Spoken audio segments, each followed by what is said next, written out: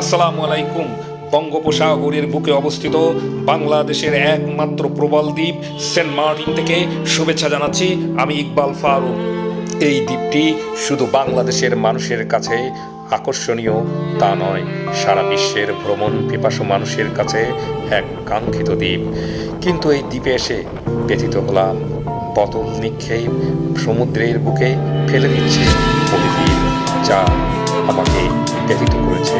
তাই পরিবেশ সংরক্ষণে আমাদের সকলকে আরও যত্নবান হতে হবে, কারণ ভবিষ্যৎ প্রজন্মের জন্য এই দ্বীপটি এক স্বপ্নের দ্বীপ হিসাবে টিকে থাকবে।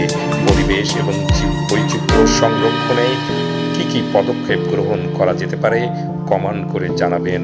আর বাংলাদেশের পর্যটনকে বিকশিত করার জন্য ভিডিওটিতে লাইক দিবেন, শেয়ার করবেন, তাহলে এই দ্বীপ আরও প্রসারিত হবে, আরও গৌরবময় হবে এবং এই দ্বীপের জীব বৈচিত্র্য বেঁচে থাকবে চিরকাল।